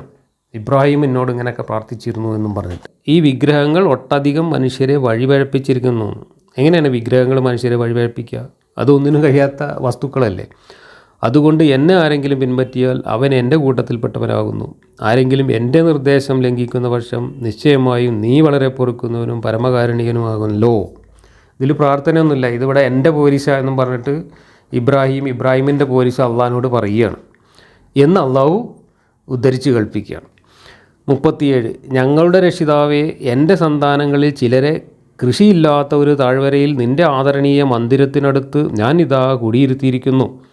രക്ഷിതാവേ, അവർ നമസ്കാരം മുറപ്രകാരം അനുഷ്ഠിക്കുവാനാണ്. അതുകൊണ്ട് മനുഷ്യരിൽ ചിലരുടെ ഹൃദയങ്ങളെ ഇവരുടെ നേരെ സ്നേഹം കാണിക്കാതാക്കുകയും നന്ദിയുള്ളവരായിരിക്കാൻ ഇവർക്ക് പഴങ്ങൾ ആഹാരം നൽകുകയും ചെയ്യണമേ. ഇവിടെ കൃഷിയില്ലാത്ത സ്ഥലത്ത് എൻ്റെ മന്ദിരത്തിനടുത്ത് എന്നൊക്കെ പറഞ്ഞത് മക്കയിലെ കാബയുടെ പരിസരത്ത് ഇബ്രാഹിമിൻ്റെ കുറേ മക്കളെ പാർപ്പിച്ചു എന്നാണ് അർത്ഥം എന്നൊക്കെയാണ് വ്യാഖ്യാതാക്കൾ പറയുന്നത്. അതും ഖുർആനിന് വിരുദ്ധമാണ്. കാരണം ഖുർആനിൽ മക്കക്കാരെക്കുറിച്ച് എന്താണ് പറഞ്ഞിട്ടുള്ളത്? ഒരു താക്കീതുകാരൻ മുമ്പ് വന്നിട്ടില്ലാത്ത ജനത എന്നാണ്. ഇവിടെ പറയുന്നത് താക്കീതുകാരൻ വന്നു എന്ന് മാത്രമല്ല, ആരാധനാലയം പണിതു, എന്നിട്ട് മക്കളെ അവിടെ പാർപ്പിച്ചു, എന്നിട്ട് അവിടെ ആരാധന തുടങ്ങി എന്നൊക്കെയാണ് പറയുന്നത്. അപ്പോൾ ഇബ്രാഹിം നബി വന്നിട്ട് അള്ളാഹുവിനെ ആരാധിക്കാൻ വേണ്ടിയിട്ടൊരു അമ്പലം പണിത് അവിടെ സ്വന്തം മക്കളെ അവിടെ പാർപ്പിച്ച് അവിടെ ഒരു പട്ടണമൊക്കെ ഉണ്ടാക്കി പോയിട്ടുണ്ട് എങ്കിൽ പിന്നെ ആ മക്കൾക്കാർ എങ്ങനെയാണ് മുമ്പ് താക്കീതുകാരൻ വന്നിട്ടില്ലാത്ത ജനതയാവുക? അപ്പോൾ അവിടെ ഖുർആനിൽ പറയുന്ന കാര്യങ്ങൾ പരസ്പര വിരുദ്ധമാവുകയാണ് ചെയ്യുന്നത്. പ്രാർത്ഥന എന്താണ്? അതുകൊണ്ട് മനുഷ്യരിൽ ചിലരുടെ ഹൃദയങ്ങളെ ഇവരുടെ നേരെ സ്നേഹം കാണിക്കുന്നതാക്കുകയും നന്ദിയുള്ളവരായിരിക്കാൻ ഇവർക്ക് പഴങ്ങൾ ആഹാരം നൽകുകയും ചെയ്യണമേ എന്ന് ഇബ്രാഹിം അന്നത്തെ ആൾക്കാരെക്കുറിച്ച് പ്രാർത്ഥിച്ചു എന്നൊക്കെ. 38 രക്ഷിതാവേ, ഞങ്ങൾ രഹസ്യമാക്കുന്നതും പരസ്യമാക്കുന്നതുമെല്ലാം നിശ്ചയമായും നീ അറിയുന്നു. ആകാശത്തോ ഭൂമിയിലോ ഉള്ള ഒരു കാര്യവും അള്ളാഹുവിന് അപ്രത്യക്ഷമായി പോകുന്നതല്ല. അള്ളാഹുവിനെ ഇങ്ങനെ പുകഴ്ത്തിക്കൊണ്ട് ഇബ്രാഹിം ഇങ്ങനെ പറഞ്ഞു എന്ന് അള്ളാഹു മുഹമ്മദിൻ്റെ തൊള്ളിൽ കൂടെ മക്കക്കാരോട് പറയുകയാണ്. 39 വാർദ്ധക്യ ദശയിൽ എനിക്ക് ഇസ്മായിലിനെയും ഇസ്ഹാക്കിനെയും ദാനം ചെയ്ത അള്ളാഹുവിന് എല്ലാ സ്തുതിയും. നിശ്ചയമായും എൻ്റെ രക്ഷിതാവ് പ്രാർത്ഥന സ്വീകരിക്കുന്നവൻ തന്നെയാണ്. ഇതാരാ പറയണത്? ഇബ്രാഹിം അള്ളാഹിനോട് പറഞ്ഞു എന്ന് അള്ളാഹ് മുഹമ്മദിൻ്റെ തൊള്ളിൽ കൂടെ മക്കക്കാരോട് പറയുകയാണ്. അപ്പോൾ മുഹമ്മദിന് മക്കക്കാരോട് പറയാനുള്ളത്, മുഹമ്മദ് ഇങ്ങനെ വളഞ്ഞ വഴി കൂടെ അള്ളാഹുവിൻ്റെ പേരിൽ ഇബ്രാഹിം അള്ളാഹിനോട് പറഞ്ഞു എന്ന് പറഞ്ഞിട്ട് ചുറ്റി വളഞ്ഞ് പറയുകയാണ്. കാരണം നേരെ പറയാനുള്ളതൊക്കെ പറഞ്ഞിട്ടും ഒരു ഫലം ഉണ്ടായിട്ടില്ല. പൂർവികരുടെ കെട്ടുകഥകൾ പറഞ്ഞിങ്ങനെ പേടിപ്പിച്ചിട്ടും ഫലം ഉണ്ടായിട്ടില്ല. എന്നിട്ട് പിന്നെ അള്ളാഹുവിനോട് ഇബ്രാഹിം അങ്ങനെ പറഞ്ഞു എന്നും പറഞ്ഞിട്ട് അള്ളാഹു എന്നോട് പറഞ്ഞിരിക്കണു എന്നും പറഞ്ഞിട്ട് മക്കക്കാരോട് മുഹമ്മദ് പറഞ്ഞുകൊണ്ടിരിക്കുകയാണ്. ഇതിൽ അവസാനം പറഞ്ഞു വെക്കുന്നുണ്ട്, രക്ഷിതാവ് പ്രാർത്ഥന സ്വീകരിക്കുന്നവൻ തന്നെയാണ്. അങ്ങനെ വയസ്സാം കാലത്ത് ഇബ്രാഹിം പ്രാർത്ഥിച്ചിട്ടാണ് ഇബ്രാഹിമിന് 2 മക്കളുണ്ടായത്, ഇസ്ഹാഖും ഇസ്മായിലും ഉണ്ടായതെന്നാണ് ഇപ്പോൾ ഇവിടെ പറഞ്ഞത്. അങ്ങനെയാണെങ്കിൽ അപ്പറഞ്ഞതും ഈ ഖുർആനിൽ പറഞ്ഞ എല്ലാ സിദ്ധാന്തങ്ങൾക്കും എതിരാണ്, വൈരുദ്ധ്യമാണ് അവിടെയുള്ളത്. അള്ളാഹു എല്ലാ കാര്യങ്ങളും മൂപ്പർ ഉദ്ദേശിക്കുന്ന മാതിരി തീരുമാനിച്ച് എഴുതി വെച്ചിട്ട് ആ തീരുമാനങ്ങളനുസരിച്ചാണ് ലോകത്ത് നടപ്പിലാക്കുന്നതെങ്കിൽ അവിടെ ഈ പ്രാർത്ഥന എന്ന് പറയുന്നത് ഒരു ഫലവുമില്ലാത്തൊരു സാധനമാണ്. അപ്പോൾ പ്രാർത്ഥനയ്ക്കനുസരിച്ച് അള്ളാഹു കാര്യങ്ങൾ നടപ്പിലാക്കുന്നു എന്ന് പറഞ്ഞാൽ അള്ളാഹു നേരത്തെ തീരുമാനിച്ചിട്ടില്ല എന്ന് വരണം. നേരത്തെ തീരുമാനിച്ചതാണെങ്കിൽ ആ പ്രാർത്ഥന കൊണ്ട് യാതൊരു ഫലവുമില്ല. കാരണം പ്രാർത്ഥിച്ചാലും പ്രാർത്ഥിച്ചില്ലെങ്കിലും അത് സംഭവിക്കും. നേരത്തെ തീരുമാനിച്ചതിൽ മാറ്റം വരുത്തുന്നതിന് കാരണമാകും പ്രാർത്ഥന എങ്കിൽ അള്ളാഹു നേരത്തെ തീരുമാനിച്ചതനുസരിച്ച് മാത്രമേ കാര്യങ്ങൾ നടപ്പിലാക്കൂ എന്ന് പറയുന്നത് തെറ്റിപ്പോകും. അപ്പോൾ അള്ളാഹു എല്ലാം മുൻകൂട്ടി നിശ്ചയിച്ച് തീരുമാനിച്ചു, അള്ളാഹു ഉദ്ദേശിക്കുന്നതനുസരിച്ചാണ് കാര്യങ്ങൾ നടക്കുക എന്ന് പറയുന്നതും പ്രാർത്ഥന കേട്ട് അതിനനുസരിച്ച് അള്ളാഹു പ്രകൃതി നിയമങ്ങൾക്ക് പോലും വിരുദ്ധമായ കാര്യങ്ങൾ ചെയ്യും എന്ന് പറയുന്നതും പരസ്പര വിരുദ്ധമാണ്. ഇപ്പോൾ 90 വയസ്സ് 100 വയസ്സായ ഇബ്രാഹിമിന് അന്നേരത്തെ ആ വയസ്സാം കാലത്ത് മക്കളുണ്ടാക്കി കൊടുത്തു എന്ന് പറയുന്നത് മൂപ്പർ പ്രാർത്ഥിച്ചതുകൊണ്ട് കിട്ടിയതാണെന്നാണ് ഇപ്പോൾ അവിടെ പറയുന്നത്. എന്നാൽ ഇബ്രാഹിമിന് വയസ്സാം കാലത്ത് മക്കളുണ്ടാവും എന്നുള്ളത് അള്ളാഹു ഇബ്രാഹിമിനെ ജനിപ്പിക്കുന്നതിന് മുമ്പ്, ഈ പ്രപഞ്ചം ഉണ്ടാക്കുന്നതിന് മുമ്പ് തന്നെ തീരുമാനിച്ച കാര്യങ്ങളിൽ ഉൾപ്പെടുന്നതാണെങ്കിൽ ഇബ്രാഹിമിൻ്റെ പ്രാർത്ഥന കൊണ്ട് അവിടെ യാതൊരു ഫലമില്ല. ഇബ്രാഹിം പ്രാർത്ഥിച്ചാലും പ്രാർത്ഥിച്ചില്ലെങ്കിൽ ഇബ്രാഹിമിന് വയസ്സായ കാലത്ത് കുട്ടികളുണ്ടാവും. അപ്പോൾ പ്രാർത്ഥനയും ഈ അള്ളാഹുവിൻ്റെ വിധിയും ഇത് രണ്ടും പരസ്പരം പൊരുത്തപ്പെടുന്ന കാര്യങ്ങളല്ല. പ്രാർത്ഥിച്ചാൽ അതിനനുസരിച്ച് കാര്യങ്ങൾ ചെയ്യുന്ന ഒരാളാണ് ദൈവമെങ്കിൽ പ്രപഞ്ച നിയമങ്ങൾ അനുസരിച്ചാണ് ഈ പ്രപഞ്ചം ചലിച്ചുകൊണ്ടിരിക്കുന്നത് എന്ന് പറയാൻ പറ്റില്ല. ദൈവം തത്സമയം എല്ലാ കാര്യങ്ങളും നിയന്ത്രിച്ചു കൊണ്ടിരിക്കുന്നു. ദൈവത്തിൻ്റെ ഇഷ്ടമനുസരിച്ച് കാര്യങ്ങൾ ചെയ്തുകൊണ്ടിരിക്കുന്നു. അപ്പോൾ ദൈവം ഓരോരുത്തരുടെയും പ്രാർത്ഥനയ്ക്കനുസരിച്ച് അപ്പോൾ തീരുമാനം എടുത്തിട്ട് കാര്യങ്ങൾ മാറ്റം വരുത്തുന്നു എന്നൊക്കെ വേണം മനസ്സിലാക്കാൻ. അതല്ല, കാര്യങ്ങളെല്ലാം ഒരു നിശ്ചിത വ്യവസ്ഥക്കനുസരിച്ച് മുൻകൂട്ടി തയ്യാറാക്കിയതനുസരിച്ച് അങ്ങനെ പോവുകയാണെങ്കിൽ ഈ പ്രാർത്ഥന എന്ന് പറയുന്നത് വട്ടപൂജ്യമാണ്. പ്രാർത്ഥിച്ചില്ലെങ്കിലും അതേ കാര്യം സംഭവിക്കുമായിരുന്നു. അപ്പോൾ പ്രാർത്ഥിച്ചാലും പ്രാർത്ഥിച്ചില്ലെങ്കിലും ഒരേ റിസൾട്ടാണ് വരുന്നതെങ്കിൽ പ്രാർത്ഥനയുടെ റിസൾട്ട് എന്ന് പറയുന്നത് വട്ടപൂജ്യമാണ്. ഇതാണ് പ്രാർത്ഥനയുമായി ബന്ധപ്പെട്ട് പറയുന്ന ഈ കാര്യത്തിൽ വരുന്ന വൈരുദ്ധ്യം. ഇതൊക്കെ ഈ പുസ്തകത്തിലൂടെ മുഹമ്മദ് വായിലൂടെ പറഞ്ഞ കാര്യങ്ങളിൽ വന്നിട്ടുള്ള കോൺട്രഡിക്ഷൻസാണ്, വൈരുദ്ധ്യങ്ങളാണ്. ഒരിക്കൽ പറഞ്ഞതിന് നേരെ വിരുദ്ധമായിട്ടാണ് വേറൊരിക്കൽ പറയുന്നത്. എന്നാൽ ഈ വൈരുദ്ധ്യങ്ങളൊന്നും ചിന്തിച്ച് മനസ്സിലാക്കാൻ മനുഷ്യർ ശ്രമിക്കാനേ പാടില്ല എന്നും ഇതൊക്കെ ചങ്ക് തൊടാതെ അങ്ങോട്ട് വിഴുങ്ങിക്കൊള്ളണം എന്നുമാണ് മതത്തിൻ്റെ കച്ചവടക്കാർ നമ്മളോട് പറഞ്ഞുകൊണ്ടിരിക്കുന്നത്. ഇതെങ്ങനെ സാധ്യമാകുമെന്നതാണ് നമ്മുടെ ചോദ്യം. 40. രക്ഷിതാവേ, എന്നെ നീ നമസ്കാരം നിലനിർത്തുന്നവനാക്കണമേ. എൻ്റെ സന്താനങ്ങളിൽപ്പെട്ടവർക്കും ഞങ്ങളുടെ രക്ഷിതാവേ, എൻ്റെ പ്രാർത്ഥന നീ സ്വീകരിക്കണമേ. ഇവിടെ നമസ്കാരം നിലനിർത്തുക എന്നതിൻ്റെ പ്രാധാന്യം ഇബ്രാഹീമിൽ കൂടെ മുഹമ്മദ് അള്ളാൻ്റെ പേരും പറഞ്ഞിട്ട് മക്കൾക്കാരെ പറഞ്ഞു പഠിപ്പിക്കുകയാണ് ചെയ്യുന്നത്. ഈ നമസ്കാരത്തോളം ഈ ഒരു സമുദായത്തെ നശിപ്പിച്ചിട്ടുള്ള വേറൊരു സാധനമില്ല. ചേകനൂർ മൗലവിയൊക്കെ പലപ്പോഴും പറഞ്ഞിട്ടുണ്ടത്. 5 നേരം ഒരു ദിവസം ഇങ്ങനെ തലകുത്തി നിസ്കരിക്കാൻ വേണ്ടിയിട്ട് ഒരു സമൂഹത്തെ മുഴുവൻ മാറ്റി നിർത്തിയതോടുകൂടി അവരുടെ ക്രിയാത്മകതയെ മുഴുവൻ ഇല്ലാതാക്കുകയാണ് ചെയ്തത്. എത്രയോ തൊഴിൽ സമയങ്ങൾ നഷ്ടപ്പെടുത്തുന്നു. ഒരു മനുഷ്യന് ഒരു കാര്യവും മര്യാദക്ക് ചെയ്യാൻ പറ്റാതെ ഈ ദിവസം 5 നേരം ഈ കുമ്പിടിക്കലും നിസ്കരിപ്പിക്കലും, ഈ നിസ്കരിക്കലോടുകൂടി മനുഷ്യന് ദൈവത്തിനോട് ചെയ്യാനുള്ള ഒരു വലിയ കടമ നിർവഹിച്ചു കഴിഞ്ഞു. അതാണ് ഏറ്റവും പ്രധാനപ്പെട്ട നന്മ എന്നും പഠിപ്പിക്കുക വഴി മനുഷ്യനെ ക്രിയാത്മകതയിൽ നിന്നും മാനവികതയിൽ നിന്നും യഥാർത്ഥ നന്മയിൽ നിന്നും ഒക്കെ പിടിച്ച് പുറകോട്ട് വലിക്കുകയും ഒരു സമൂഹത്തെ മൊത്തം അതിൻ്റെ പുരോഗതിയെ തന്നെ പുറകോട്ട് വലിക്കുകയും ചെയ്തു എന്നതാണ് നമ്മൾ കാണുന്നത്. നമുക്ക് ചുറ്റും നോക്കിയാൽ തന്നെ കാണാം. എത്രയോ ആളുകൾ ക്യൂ നിൽക്കുന്ന സമയത്തായിരിക്കും. ഇപ്പോൾ ഒരു സർക്കാർ ഓഫീസിലൊക്കെ പോയി കഴിഞ്ഞാൽ ആളുകൾ ഇങ്ങനെ ആവശ്യത്തിന് വേണ്ടി ക്യൂ നിൽക്കുന്ന സമയത്തായിരിക്കും അവിടെ ജോലിക്കിരിക്കുന്ന ആൾ എണീറ്റ് നിസ്കരിക്കാൻ പോവാം. നട്ടുച്ചയ്ക്കൊക്കെ നിസ്കാരമുണ്ട്, മനുഷ്യൻ്റെ ജോലി സമയത്തൊക്കെ നിസ്കാരമുണ്ട്. അപ്പോൾ അതിന് വേണ്ടിയിട്ട് അരമണിക്കൂറോ 1 മണിക്കൂറോ സമയം നഷ്ടപ്പെടുത്തുന്നു. ഇങ്ങനെ ഒരുപാട് തൊഴിൽ സമയങ്ങൾ നഷ്ടപ്പെടുത്തുന്നു, മനുഷ്യന് ക്രിയാത്മകമായിട്ട് ചിലവഴിക്കേണ്ട സമയം നഷ്ടപ്പെടുത്തുന്നു എന്ന് മാത്രമല്ല ഒരു പ്രയോജനവും ഇല്ലാത്തൊരു കാര്യം. ഈ നിസ്കരിച്ചതുകൊണ്ട് മനുഷ്യന് എന്ത് പ്രയോജനം? ഈ നിസ്കരിച്ചതുകൊണ്ട് ദൈവത്തിന് എന്ത് പ്രയോജനം? മനുഷ്യന്മാരിങ്ങനെ തല കുമ്പിട്ട് നിസ്കരിച്ച് തന്നെ സ്തുതിക്കുന്നത് കണ്ടിട്ട് അത് കണ്ട് സന്തോഷിക്കുന്ന ഒരു ദൈവം എന്ന് പറഞ്ഞാൽ തന്നെ അയാളൊരു ദൈവമൊന്നുമല്ല, അയാളൊരു അല്പനാണെന്നാണ് അർത്ഥം. ദൈവം ഇങ്ങനെ അല്പനാവാൻ കാരണം എന്താണ്? മനുഷ്യൻ പ്രാകൃത കാലത്ത് മനുഷ്യൻ ദൈവത്തെക്കുറിച്ച് ചിന്തിച്ചത് അങ്ങനെയാണ്. മനുഷ്യൻ നേരിടുന്ന എല്ലാ പ്രതിസന്ധികൾക്കും കാരണം ദൈവങ്ങളുടെ കോപമാണെന്നും ആ ദൈവങ്ങളുടെ കോപം ശമിപ്പിക്കാൻ ദൈവങ്ങളെ സ്തുതിച്ചുകൊണ്ടിരുന്നാൽ മതി, അവരെ ആരാധിച്ചുകൊണ്ടിരുന്നാൽ മതി, അവർക്ക് ബലി നൽകിയാൽ മതി എന്നുള്ളതൊക്കെ മനുഷ്യൻ്റെ ഏറ്റവും പ്രാകൃതമായിട്ടുള്ള ചിന്തയിൽ നിന്ന് രൂപപ്പെട്ടിട്ടുള്ള ആശയങ്ങളാണ്. ഇത്തരം ചിന്തകൾ ഈ 21-ാം നൂറ്റാണ്ടിൽ യുക്തിബോധമുള്ള മനുഷ്യൻ തുടരുന്നു എന്ന് പറയുന്നത് ശുദ്ധ അസംബന്ധമാണ്. ഇവിടെ ആ അസംബന്ധത്തിൻ്റെ പ്രാധാന്യം പിന്നെയും മനുഷ്യനെ ധരിപ്പിക്കാൻ വേണ്ടിയിട്ടാണ് ഇബ്രാഹിമിൻ്റെ കഥയും പറഞ്ഞുകൊണ്ട് നിസ്കാരത്തിൻ്റെ പോരിശ പറയുന്നത്. മുഫസ്സിറുകൾ പറഞ്ഞിട്ടുള്ളത് അതുതന്നെയാണ്. നിസ്കാരത്തിൻ്റെ പ്രാധാന്യം മനസ്സിലാക്കാൻ വേണ്ടിയിട്ടാണ് ഈ ഇബ്രാഹിമിൻ്റെ ഈ പ്രാർത്ഥന ഇതിൽ ഉൾപ്പെടുത്തിയത് എന്നാണ് പറയുന്നത്. 41. ഞങ്ങളുടെ രക്ഷിതാവേ, വിചാരണാ ദിവസം എനിക്കും എൻ്റെ മാതാപിതാക്കൾക്കും സത്യവിശ്വാസികൾക്കും നീ പുറത്തു തരയണമേ. ഈ പ്രാർത്ഥനയിൽ തന്നെ സ്വാർത്ഥതയുണ്ട്. നല്ലൊരു മനുഷ്യനാണെങ്കിൽ ലോകത്തുള്ള എല്ലാ മനുഷ്യർക്കും പുറത്തു കൊടുക്കണേ എന്നാണ് പ്രാർത്ഥിക്കുക. ലോകത്തുള്ള എല്ലാ മനുഷ്യർക്കും നന്മ വരുത്തണേ എന്നാണ് നല്ല മനുഷ്യർ പ്രാർത്ഥിക്കുക. ഇവിടെ എനിക്കും എൻ്റെ കുടുംബക്കാർക്കും എൻ്റെ കെട്ടുകഥയിൽ വിശ്വസിച്ചവർക്കും നീ പുറത്തു കൊടുക്കണേ, അവർക്ക് നീ വാരിത്തരണേ എന്ന് പറയുമ്പോൾ അത് വളരെ ഗോത്രീയവും സങ്കുചിതവുമായിട്ടുള്ള ഒരു ആവശ്യമാണ്. അങ്ങനെ സങ്കുചിതമായി ചിന്തിക്കുന്ന ആളുകളല്ല ഇന്നത്തെ കാലത്ത് നന്മയുള്ള മനുഷ്യർ. മറിച്ച് ലോകത്ത് ഏത് വിശ്വാസിയായാലും ഏത് സംസ്കാരമായാലും ഏത് ഭാഷയായാലും ഏത് രാജ്യമായാലും ഇന്ന് ലോകത്തുള്ള മുഴുവൻ മനുഷ്യരെയും ഒന്നായി കാണുകയും എല്ലാ മനുഷ്യരുടെയും നന്മയ്ക്ക് വേണ്ടിയിട്ട് ആഗ്രഹിക്കുകയും ചെയ്യുന്നവനെയാണ് നല്ല മനുഷ്യൻ എന്ന് പറയുക.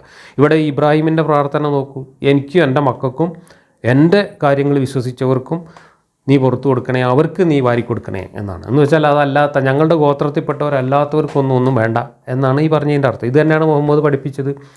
ഇത് തന്നെയാണ് ഇന്നത്തെ കാലത്ത് മതങ്ങൾ മനുഷ്യരോട് ചെയ്യുന്ന ഏറ്റവും വലിയ ദ്രോഹവും. കാരണം ഇന്ന് ഗോത്രീയമായിട്ടല്ല മനുഷ്യർ ജീവിക്കുന്നത്. ഞാനും എൻ്റെ ഭാര്യയും എൻ്റെ മക്കളും എൻ്റെ തട്ടാനും എന്ന അവസ്ഥയിൽ നിന്ന് മാറിയിട്ട് ഞാനും ഈ ലോകത്ത് ജീവിക്കുന്ന മുഴുവൻ മനുഷ്യരും എന്നിടത്തേക്ക് മനുഷ്യൻ്റെ സാമൂഹിക ബോധം വികസിക്കേണ്ട ഒരു കാലത്ത്, അങ്ങനെ ജീവിക്കുന്ന ഒരു കാലത്ത് ഇത്തരം സങ്കുചിതമായിട്ടുള്ള ഗോത്രീയ ബോധം പേറുന്ന മതങ്ങൾ മനുഷ്യൻ്റെ ധാർമ്മിക പുരോഗതിയെയാണ് തടസ്സപ്പെടുത്തുന്നത് എന്ന് നമ്മൾ മനസ്സിലാക്കണം. 42. അക്രമികളുടെ പ്രവർത്തനങ്ങളെക്കുറിച്ച് അള്ളാഹു അശ്രദ്ധനാണെന്ന് താങ്കൾ ഒരിക്കലും ധരിച്ചു പോകരുത്. കണ്ണുകൾ മേലോട്ട് തുറിച്ചു നോക്കിക്കൊണ്ട് നിൽക്കുന്ന ഒരു ഭയങ്കര ദിവസത്തിലേക്ക് അവരുടെ കാര്യം അവൻ നീട്ടിവെച്ചിരിക്കുക മാത്രമാണ്. ഇവിടെ മുഹമ്മദിൻ്റെ നിരാശയിൽ നിന്ന് വന്നിട്ടുള്ളതാണ് ഈ ഭീഷണി. കാരണം മക്കയിലുള്ള ആളുകൾ നിരന്തരം മുഹമ്മദിനെ കളിയാക്കുകയും വെല്ലുവിളിക്കുകയും ശിക്ഷ ഉണ്ടെങ്കിൽ ഇറക്ക്, അത്ഭുതം ഉണ്ടെങ്കിൽ കാണിക്ക്, തെളിവുണ്ടെങ്കിൽ കൊണ്ടുപോവുക എന്ന് പറഞ്ഞ് 13 കൊല്ലം മുഹമ്മദിനെ അവിടെ പഞ്ഞിക്കിടുകയും ചെയ്തു. എന്ന് മാത്രമല്ല, മുഹമ്മദ് പറയുന്നത് പോലെ ഈ മറ്റു ദൈവങ്ങളെ ആരാധിച്ചു എന്നതിൻ്റെ പേരിൽ ജീവിതത്തിൽ അവർക്ക് യാതൊരു ബുദ്ധിമുട്ടും ഉണ്ടാകുന്നില്ല. ബുദ്ധിമുട്ടുന്നത് മുഹമ്മദിൻ്റെ കൂടെ ഉള്ളവരുമാണ്. മുഹമ്മദിൻ്റെ കൂടെ ഉള്ളവരുമാണ് ദാരിദ്ര്യം അനുഭവിക്കുന്നത്. അതേ മറ്റൊരു സമ്പന്നരായി സുഖമായിട്ട് ജീവിക്കുന്നു. അപ്പോൾ ഇതെല്ലാം കാണുമ്പോൾ മുഹമ്മദ് പറഞ്ഞുകൊണ്ടിരുന്ന ഈ ബടായികളും യാഥാർത്ഥ്യവും തമ്മിൽ പൊരുത്തപ്പെടുന്നില്ല. ആ പൊരുത്തക്കേടിൽ മുഹമ്മദിനുണ്ടായ നിരാശ, ആ നിരാശയ്ക്ക് മുഹമ്മദ് സ്വയം കണ്ടെത്തുന്ന ഒരു ആശ്വാസമാണ്. നിങ്ങളിപ്പോൾ സ്വിച്ച് തുറന്നോളി, നാളെ കണ്ടോളാം, പിന്നെ കണ്ടോളാം എന്ന് അള്ളാഹ് എന്നോട് പറഞ്ഞിരിക്കുന്നു എന്ന് മുഹമ്മദ് അവരെ പറഞ്ഞ് ഭീഷണിപ്പെടുത്തുകയാണ് ഇവിടെ ചെയ്യുന്നത്. ഇവിടെ ഉദ്ദേശിക്കുന്നത് എന്ത് സാധ്യമാകുന്ന ഒരു ദൈവമാണെങ്കിൽ ഈ 13 കൊല്ലം പയ്യാരം പറഞ്ഞാൽ നിങ്ങളെ പിന്നാലെ നടക്കുന്ന നേരം ഒന്നുകിൽ അവരെ ശിക്ഷിച്ചുകൊണ്ട് തെളിവ് കാണിച്ചു കൊടുക്കുക, അതല്ലെങ്കിൽ അവരെ മാനസാന്തരപ്പെടുത്തിക്കൊണ്ട് വളരെ പെട്ടെന്ന് അവർക്ക് ഈ കാര്യം ബോധ്യപ്പെടുത്തി കൊടുക്കുക. ഇതൊന്നും ചെയ്യാതെ പയ്യാരം പറഞ്ഞങ്ങനെ പിന്നാലെ നടന്ന ദൈവം മനുഷ്യനേക്കാൾ ചെറുതാകുന്ന ഒരു പരിഹാസ്യമായ കാഴ്ചയാണ് ഖുർആനിലൂടെ മുഹമ്മദ് നമ്മുടെ മുമ്പിൽ വരച്ചു തരുന്നത്. ഈ വാക്യത്തിന്, ഇപ്പോൾ വായിച്ച 42-ാം വാക്യത്തിന് ഞാനീ പറഞ്ഞ കാര്യങ്ങൾ തന്നെയാണ് അതിൻ്റെ സന്ദർഭം എന്ന് വിശദീകരിച്ചുകൊണ്ട് കൂറ്റനാട് മുസ്ലിയാർ എഴുതി വെച്ച ഒരു ഖണ്ഡിക ഞാൻ വായിക്കാം. അല്പം മുമ്പ് തൗഹീദിൻ്റെ ദൃഷ്ടാന്തങ്ങൾ പറയുകയാണല്ലോ ചെയ്തത്. പിന്നീട് ആ തൗഹീദിൽ നിലകൊണ്ടിട്ടേ രക്ഷയുള്ളൂ എന്ന ആശയം ഇബ്രാഹിം നബിയുടെ ചരിത്രത്തിലൂടെ അനാവരണം ചെയ്തു. തൗഹീദിൻ്റെ തണലിലും അതനുസരിച്ച് സൽക്കർമ്മങ്ങൾ വഴിക്കും മാത്രമേ പരലോകത്ത് മോക്ഷമുള്ളൂ എന്നും വ്യക്തമാക്കി. ഈ പശ്ചാത്തലത്തിൽ ഒരു സംശയം ഉന്നയിക്കപ്പെടാം. ഇങ്ങനെയൊക്കെയാണെങ്കിൽ സത്യനിഷേധികൾ എങ്ങനെയാണ് ഇവിടെ ധിക്കാരികളും ദുർനടപ്പുകാരും പ്രവാചകരെ തള്ളിപ്പറയുന്നവരും പാരത്രിക ജീവിതത്തെ നിരാകരിക്കുന്നവരുമായി കഴിഞ്ഞുകൂടുന്നത്? അവർക്കാകട്ടെ എന്തെങ്കിലും ശിക്ഷകളോ തിക്താനുഭവങ്ങൾ പോലുമോ ഇല്ലല്ലോ. ഇതിൻ്റെ മറുപടിയാണ് അള്ളാഹു പറയുന്നത്. നിഷേധികളെക്കുറിച്ച് അള്ളാഹു അശ്രദ്ധനൊന്നുമല്ല, അന്ത്യനാളിലേക്ക് അവരുടെ ശിക്ഷ നീട്ടിവെച്ചിരിക്കുകയാണ്. എത്രമാത്രം ഭയങ്കരമായ ദിവസമാണത്. അന്നത്തെ ഭീകര ദൃശ്യങ്ങളും ഞെട്ടിക്കുന്ന അനുഭവങ്ങളും കൊണ്ട് തുറിച്ച കണ്ണുകളോടെ മാത്രമായിരിക്കും ആളുകൾ നടക്കുക. ധൃതി പിടിച്ച് അങ്ങുമിങ്ങും ഓടുകയും ഭയാക്രാന്തമായ മനസ്സുമായി വട്ടം കറങ്ങുകയുമാവും അവർ ചെയ്യുക. അള്ളാഹു നമ്മെ കാത്തുരക്ഷിക്കട്ടെ. അങ്ങനെയാണെങ്കിൽ എന്തിനാണ് മുഹമ്മദ് ഈ 13 കൊല്ലം അവരോട് അള്ളാഹിൻ്റെ ശിക്ഷ വരും, നിങ്ങൾ ഗുണം പിടിക്കില്ല എന്ന് പറഞ്ഞു നടന്നത്? ഇപ്പോൾ പറയുന്നത് അള്ളാഹിൻ്റെ ശിക്ഷ അങ്ങനെയൊന്നും വരില്ല, അള്ളാഹു അതൊക്കെ നീട്ടി വെച്ചിരിക്കുകയാണ്, പരലോകത്ത് കൊടുക്കുമെന്ന് പറഞ്ഞിട്ടാണ് ഇപ്പം ന്യായീകരിക്കുന്നത്. അങ്ങനെയാണെങ്കിൽ ആദ്യമേ അത് പറഞ്ഞാൽ പോരായിരുന്നു? അവരോട് ഇന്നല്ലേ നാളെ ശിക്ഷ വരും, ഇപ്പോൾ ശിക്ഷ വരും എന്ന് പറഞ്ഞിട്ട് ഈ ശിക്ഷ വന്നതിൻ്റെ കഥ ഇങ്ങനെ പഴങ്കഥകൾ പറഞ്ഞുകൊണ്ട് നിരന്തരം അവരുടെ മുമ്പിൽ പരിഹാസ്യനാവേണ്ട കാര്യം എന്തായിരുന്നു? ഈ അള്ളാഹുവിനും മുഹമ്മദിനും അള്ളാഹുക്കും ആദ്യം തന്നെ ഈ കാര്യം പറഞ്ഞാൽ പോരായിരുന്നു? അവർ ഇങ്ങനെ പറഞ്ഞ് പരിഹാസ്യരായതുകൊണ്ടല്ലേ മക്കാർ മുഹമ്മദിനോട് ശിക്ഷ ഇറക്ക്, തെളിവ് കൊണ്ട എന്ന് പറഞ്ഞുകൊണ്ട് പഞ്ഞിക്കിട്ടുകൊണ്ടിരുന്നത്. എന്നിട്ട് അതിനവസാനം കണ്ടെത്തിയ ന്യായമാണിത്. ഇത് പുളിക്കും മുന്തിരിങ്ങ എന്ന് പറഞ്ഞ് കുറുക്കനോടിയ അതേ യുക്തിയാണ് ഇവിടെ പറയുന്നത്. നിങ്ങളെ പിന്നെ കണ്ടോളാം എന്ന് പറഞ്ഞിട്ട് നമ്മൾ ചെറിയ കുട്ടികളൊക്കെ അടി കൂടിയിട്ട് തോറ്റു കഴിഞ്ഞാൽ ഞാൻ പിന്നെ കണ്ടോളടാന്ന് പറഞ്ഞിട്ട് ഓടിപ്പോവില്ല. അതേപോലെയുള്ള ഓടിപ്പോലാണ് ഇവിടെ. സർവശക്തനായ അള്ളാഹു പരിഹാസ്യനായി ഓടുകയാണ് ഈ മക്കാരുടെ മുമ്പിൽ നിന്ന്. 43. അന്ന് അവർ ധൃതിപ്പെട്ടവരായും തല ഉയർത്തിപ്പിടിച്ചവരായും വരുന്നതാണ്. കണ്ണുകൾ അവരിലേക്ക് തിരിഞ്ഞു നോക്കുകയില്ല. അവരുടെ ഹൃദയങ്ങൾ ശൂന്യങ്ങളുമായിരിക്കും. ബ്രാക്കറ്റിൽ വികാരങ്ങൾ നശിച്ച് ശൂന്യമായിരിക്കും ഹൃദയങ്ങൾ എന്നാണ്. ഹൃദയങ്ങൾ ശൂന്യമായിരിക്കും എന്ന് പറഞ്ഞാൽ ഹൃദയത്തിൽ രക്തം ഉണ്ടാവില്ല എന്ന് മാത്രമേ ഇന്ന് അർത്ഥമുള്ളൂ. വിചാരങ്ങളും ചിന്തകളും ഒന്നും ഹൃദയത്തിലല്ല എന്നുള്ള കാര്യം അള്ളാഹുവിനറിയില്ല. കാരണം അള്ളാഹ് സ്കൂളിൽ പോയിട്ടില്ല. മുഹമ്മദ് സ്കൂളിൽ പോകാത്തതുകൊണ്ട് അള്ളാഹ്ക്ക് പോകാൻ പറ്റിയില്ല. അതാണ് പ്രശ്നം. 44. മനുഷ്യർക്ക് ശിക്ഷ വന്നെത്തുന്ന ദിവസത്തെക്കുറിച്ച് അവരെ താക്കീത് ചെയ്യുക. അപ്പോൾ അക്രമികൾ പ്രാർത്ഥിക്കും, തങ്ങളുടെ രക്ഷിതാവേ, അല്പകാലത്തേക്കു കൂടി നീ ഞങ്ങൾക്ക് സമയം നീട്ടിത്തരയണമേ. എന്നാൽ ഞങ്ങൾ നിന്റെ വിളി സ്വീകരിക്കുകയും നിന്റെ ദൂതന്മാരെ പിൻപറ്റുകയും ചെയ്തു കൊള്ളാം. നിങ്ങൾക്ക് ഒരു സ്ഥലമാറ്റമുണ്ടാവുകയേയില്ല എന്ന് നിങ്ങൾ മുമ്പ് സത്യം ചെയ്തിട്ടുണ്ടായിരുന്നില്ലേ? ഇതൊക്കെ പരലോകത്ത് ചെന്നിട്ട് ആ ഭീകരമായ അവസ്ഥയൊക്കെ കണ്ട് ബോധ്യപ്പെട്ടതിന് ശേഷം അവിടെ ചെന്ന് പെടുന്ന ആളുകൾ കെഞ്ചി ആവശ്യപ്പെടുന്നതാണ് ദൈവത്തിനോട്, ഞങ്ങൾക്കൊരു ചാൻസ് കൂടെ തന്നാൽ ഞങ്ങൾ നന്നായിക്കോളാം എന്ന്. അപ്പോൾ ദൈവം ചാൻസ് കൊടുക്കൂല എന്നൊക്കെ പറഞ്ഞിട്ട് ഇവിടെ ഭീഷണിപ്പെടുത്തുകയാണ്. ഇങ്ങനെയൊക്കെ കഷ്ടപ്പെടേണ്ട വല്ല കാര്യം ഒരു ദൈവത്തിനുണ്ടോ? ഈ ദൈവത്തിന് ഈ കാര്യങ്ങൾ സ്വന്തം സൃഷ്ടികളെ അങ്ങോട്ട് ബോധ്യപ്പെടുത്തി കൊടുത്താൽ പോരെ? ദൈവമായിട്ട് ഞാനേ ഉള്ളൂ എന്നും വേറെ ദൈവങ്ങളൊക്കെ വ്യാജാണെന്നുമാണ് യാഥാർത്ഥ്യമെങ്കിൽ ആ യാഥാർത്ഥ്യം ഈ പാവം മനുഷ്യരെ ബോധ്യപ്പെടുത്താൻ ഇയാളിങ്ങനെ ഒളിച്ചു കുത്തിരുന്നിട്ട് ഏജൻറ്റുമാരെ പറഞ്ഞയച്ചിട്ട് ഭീഷണിപ്പെടുത്തിയിട്ട് കെട്ടുകഥകൾ പറഞ്ഞിട്ട് ഇതുപോലെയുള്ള പരിഹാസ്യമായ ന്യായങ്ങൾ പറഞ്ഞിട്ട് പുളിക്കും മുന്തിരിങ്ങ യുക്തി പറഞ്ഞിട്ടൊക്കെ സ്വയം ചെറുതാവുകയും പരിഹാസ്യനാവുകയും ചെയ്യേണ്ട എന്ത് കാര്യമുള്ളത്? ഉദ്ദേശിക്കുന്നത് എന്തും സാധ്യമാവുന്ന, കുൻ പറഞ്ഞാൽ എന്തും ചെയ്യാൻ പറ്റുന്ന ഒരു സർവശക്തനായ പടച്ചോന് തൻ്റെ സൃഷ്ടികളെ താനാണ് സ്രഷ്ടാവ് എന്ന് ബോധ്യപ്പെടുത്താൻ കഴിയുന്നില്ല. എന്നിട്ട് ആ സ്രഷ്ടാവ് കിടന്നിട്ട് ഇതുപോലെ തലകുത്തി മറിയുക എന്നൊക്കെ പറഞ്ഞാൽ എന്ത് യുക്തിയാണ് അതിൻ്റെ പിന്നിലുള്ളത്? 45. സ്വന്തം ആത്മാക്കളോട് അക്രമം പ്രവർത്തിച്ചവരുടെ പാർപ്പിടങ്ങളിൽ നിങ്ങൾ നിവസിക്കുകയും അവരെക്കൊണ്ട് എങ്ങനെയാണ് നാം ചെയ്തതെന്ന് നിങ്ങൾക്ക് ബോധ്യപ്പെടുകയും ചെയ്തിട്ടുണ്ട്. പല ഉദാഹരണങ്ങളും നിങ്ങൾക്ക് നാം എടുത്തു കാണിച്ചു തരികയും ചെയ്തു. ഒരു ഉദാഹരണവും എടുത്ത് കാണിച്ചിട്ടില്ല, പഴങ്കഥ ഇങ്ങനെ പറയുകയാണ് ചെയ്തത്. ആ പഴങ്കഥകളൊക്കെ മക്കൾക്കാർക്ക് നേരത്തെ അറിയാവുന്ന കഥകളായിരുന്നു. അതുകൊണ്ട് തന്നെ ആ കഥയിൽ മുഹമ്മദ് കൊണ്ടുവന്നിട്ടുള്ള വ്യത്യാസങ്ങളും അവർ പൊളിച്ചു കാണിച്ചു. ഇതൊന്നും അള്ളാൻ്റെ പേരിൽ ഉണ്ടായ കഥകളല്ല, മറ്റു ദൈവങ്ങളുടെ പേരിൽ പണ്ടുള്ളവർ പറഞ്ഞുണ്ടാക്കിയ കഥകളെല്ലാം മുഹമ്മദ് പെറുക്കിക്കൊണ്ടെന്ന് അള്ളാൻ്റെ പേരിലേക്ക് മാറ്റിയിട്ട് അവതരിപ്പിച്ചതാണ് എന്നുള്ളത് മക്കൾക്കാർ കൃത്യമായിട്ട് തിരിച്ചറിഞ്ഞു. ഈ പഴങ്കഥകളെ ചൂണ്ടിക്കാണിച്ചുകൊണ്ട് വീണ്ടും നിങ്ങൾക്ക് ഞാൻ ദൃഷ്ടാന്തങ്ങൾ കാണിച്ചു തന്നിട്ടുണ്ട് എന്ന് നുണ പറയുകയാണ് ഇവിടെ ചെയ്യുന്നത്. കാരണം മുഹമ്മദിന് വേറൊരു നിവൃത്തിയില്ല, ഒരു ദൃഷ്ടാന്തവും കാണിച്ചു കൊടുക്കാൻ, ഒരു തെളിവും കാണിച്ചു കൊടുക്കാൻ കഴിയാതെ പരിഹാസ്യനായി മക്കയിൽ നിന്ന് നാടുവിടാൻ പോകുന്ന മുഹമ്മദ് എന്തൊക്കെയോ ഞൊണ്ടി ന്യായങ്ങൾ പറയുന്നു എന്നതിനപ്പുറം ഇതിനൊന്നും യാതൊരു അർത്ഥവുമില്ല. അവിടെ അള്ളാഹുവിൻ്റെ മുഹമ്മദിൻ്റെ യാതൊരു ദൃഷ്ടാന്തവും യാതൊരു തെളിവും മക്കക്കാരുടെ മുമ്പിൽ അവർ കാണിച്ചു കൊടുത്തിട്ടില്ല. 46. തങ്ങളാൽ കഴിയുന്ന കുതന്ത്രങ്ങളൊക്കെ അവർ പ്രയോഗിച്ചു. അവരുടെ കുതന്ത്രങ്ങൾ അള്ളാഹുവിങ്കൽ ഉണ്ട്. അവരുടെ കുതന്ത്രം പർവ്വതങ്ങൾ സ്ഥാനം തെറ്റിപ്പോകത്തക്കതൊന്നും ആയിട്ടില്ല. നിരാശ കൊണ്ട് പിച്ചും പേയും പറയുന്നു എന്നതിനപ്പുറം ഒരു ദൈവത്തിൻ്റെ യാതൊരു നിലവാരവും ഇതിലില്ല. ദൈവത്തിൻ്റെ എന്നല്ല, ഒരു സാമാന്യ യുക്തിയുള്ള ഒരു മനുഷ്യൻ്റെ നിലവാരം പോലും ഇല്ലാത്ത ഒരു ന്യായം പറച്ചിൽ, ഒരു പിച്ചും പേയും പറച്ചിൽ, അത്രയേ ഉള്ളൂ. 47. അതുകൊണ്ട് തൻ്റെ ദൂതന്മാരോട് ചെയ്ത വാഗ്ദാനം ലംഘിക്കുന്നവനാണെന്ന് അള്ളാഹുവിനെ പറ്റി ഒരിക്കലും ധരിച്ചു പോകരുത്. നിശ്ചയമായും അള്ളാഹു പ്രതാപശാലിയും കുറ്റക്കാരെ ശിക്ഷിക്കുന്നവനുമാകുന്നു. ഇവിടെ ദൂതന്മാരാണ് എന്നതിൻ്റെ തെളിവാണ് മനുഷ്യന്മാർക്ക് കിട്ടേണ്ടത്. മനുഷ്യന്മാർ വന്നിട്ട് 900 കള്ളപ്രവാചകന്മാരും വെളിച്ചപ്പാടുകളുള്ള കാലത്ത് അതേ വെളിച്ചപ്പാടിൻ്റെ വേഷം കെട്ടി വന്നിട്ട് ദൈവത്തിൻ്റെ ദൂതനാണ് എന്ന് പറയുമ്പോൾ ഒരു തെളിവും ചോദിച്ചാൽ കൊടുക്കാതിരിക്കുമ്പോൾ ആദ്യം തെളിയിക്കേണ്ടത് ഈ വന്നയാൾ ഈ പറയുന്ന കഥകളൊക്കെ ദൈവം പറഞ്ഞതാണെന്നും ഈ വന്നയാൾ ദൈവത്തിൻ്റെ ദൂതനാണ് എന്നതിൻ്റെയും തെളിവാണ്. ആ തെളിവ് അന്ന് മക്കൾക്കാർക്ക് കിട്ടിയിട്ടില്ല, അതിന് ശേഷം ആർക്കും കിട്ടിയിട്ടില്ല, ഇന്ന് നമുക്കും കിട്ടിയിട്ടില്ല. എന്നാൽ ഈ വന്നയാൾ വെറും മാനസിക വിഭ്രാന്തി ബാധിച്ച ആളോ അല്ലെങ്കിൽ മറ്റെന്തെങ്കിലും പ്രശ്നം ബാധിച്ച ആളോ ആണ് എന്നതിൻ്റെ, അല്ലെങ്കിൽ ഒരു തട്ടിപ്പുകാരനാണ് എന്നതിൻ്റെ 1000 തെളിവുകൾ ഈ പുസ്തകത്തിൽ തന്നെ നമ്മുടെ മുമ്പിലുണ്ട് താനും. കാരണം വിവരക്കേടുകളും വൈരുദ്ധ്യങ്ങളും മണ്ടത്തരങ്ങളും മാത്രമാണ് ഈ പുസ്തകത്തിലുള്ളതെങ്കിൽ ഇത് ദൈവം കൊടുത്തയച്ചതല്ല എന്നതിന് വേറെ തെളിവ് അന്വേഷിച്ച് പോകേണ്ട കാര്യമില്ല. അപ്പോൾ ഇവിടെ ദൈവം പറഞ്ഞയച്ചു എന്നതിൻ്റെ തെളിവ് കൊടുക്കാതെ നിങ്ങൾ കുതന്ത്രം കാണിച്ചിട്ടൊന്നും കാര്യമില്ല, ഞങ്ങളെ കാണിച്ചു തരാം എന്ന് ഭീഷണിപ്പെടുത്തിയതുകൊണ്ട് ഒരു കാര്യവുമില്ല. ഒരു ദൈവം ഒരിക്കലും ആ ഒരു നിലവാരത്തിലേക്ക് തരം താഴുകയില്ല എന്ന് സാമാന്യ ബുദ്ധിയുള്ള ആളുകൾക്ക് ആലോചിച്ചാൽ മനസ്സിലാവുന്ന കാര്യമാണ്. 48. ഈ ഭൂമിയെ മറ്റൊരു ഭൂമിയായും ആകാശങ്ങളെ വേറെ ആകാശങ്ങളായും മാറ്റപ്പെടുകയും അവരെല്ലാവരും ഏകനും എല്ലാവരെയും അടക്കി ഭരിക്കുന്നവനുമായ അള്ളാഹുവിൻ്റെ മുമ്പിൽ ഹാജരാക്കപ്പെടുകയും ചെയ്യുന്ന ദിവസം. അന്ന് ചങ്ങലകളിൽ ബന്ധിക്കപ്പെട്ടവരായി കുറ്റവാളികളെ താങ്കൾ കാണും.